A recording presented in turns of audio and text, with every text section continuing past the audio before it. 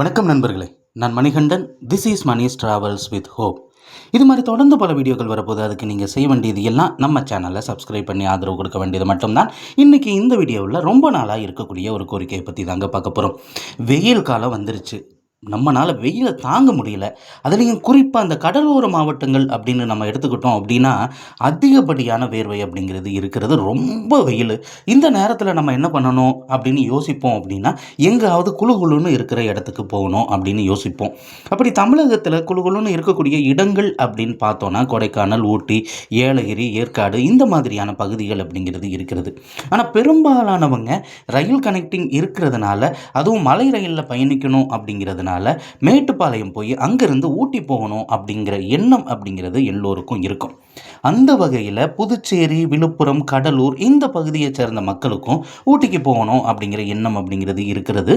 இப்போது நமக்கு ஊட்டிக்கு போகணும் அப்படின்னா சென்னையிலிருந்து ஒரு ட்ரெயின் இருக்கிறது, நீலகிரி எக்ஸ்பிரஸ்.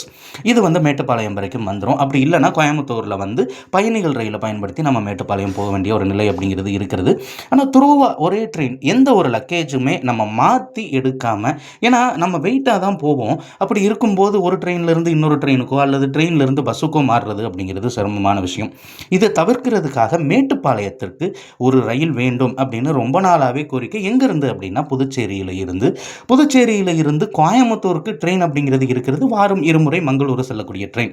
இது இல்லாமல் முன்பதிவு இல்லாத பயணிகள் ரயில் வேணும் அப்படிங்கிற கோரிக்கை இருக்கிறது. புதுச்சேரியிலிருந்து விழுப்புரம், விழுப்புரத்திலிருந்து விருத்தாச்சலம், அரியலூர் வழியாக திருச்சி வந்து திருச்சியில் இருந்து இந்த ரயிலானது திண்டுக்கல், ஒட்டஞ்சத்திரம், பழனி, உடுமலைப்பேட்டை, பொள்ளாச்சி வழியாக கோயம்புத்தூர் போய் அங்கே இருந்து இந்த ரயிலானது கோயம்புத்தூர் கூட போகணுன்னு இல்லை, போத்தனூர் வழியாக இந்த ரயிலானது மேட்டுப்பாளையம் வரைக்கும் போச்சு அப்படின்னா இன்னும் வசதியாக இருக்கும் அப்படிங்கிறது இந்த பகுதி மக்களினுடைய நீண்ட நாள் கோரிக்கையாக இருக்கிறது.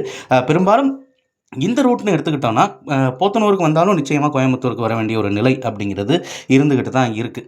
ஸோ இந்த ரயில் இயக்கப்படும் பட்சத்தில் என்னென்ன பலன்கள் இருக்குது அப்படின்னு பார்த்தோன்னா, பழனியில் இருந்து தினசரி புதுச்சேரிக்கு போயிட்டு வர்றதுக்கு வசதி அப்படிங்கிறது இருக்கிறது. திருச்சியிலிருந்து தினசரி ரயில் புதுச்சேரிக்கு கிடையாது, கடலூருக்கு இருக்குது. கடலூர்லேருந்து நம்ம பேருந்துகளில் தான் போக வேண்டிய ஒரு நிலை அப்படிங்கிறது இருக்கிறது.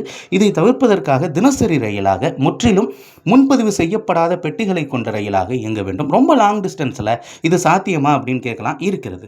காரைக்காலிலிருந்து அதிகப்படியான தூரம் வரைக்கும் இருக்கக்கூடிய யஸ்வந்த்பூர் வரைக்குமே இப்போது ஒரு ரயிலானது முன்பதிவு செய்யப்படாத ரயிலாக இயக்கப்பட்டு கொண்டிருக்கிறது.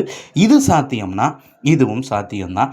புதுச்சேரியில் இருந்து மேட்டுப்பாளையத்திற்கு ஒரு தினசரி முன்பதிவில்லாத ரயில் வேண்டும் அப்படிங்கிற கோரிக்கை இப்போ நேற்று இல்லை, பல ஆண்டுகளாக இருக்கிறது. இப்போது ரயில்வே ஸ்டேஷன் எல்லாமே மேம்பாட்டு பணிகள் எல்லாம் முடிவடைந்த நிலையில் நிச்சயமாக இந்த ரயில் இயக்குனா அதிகப்படியான வருமானம் ரயில்வேவுக்கு கிடைக்கும்.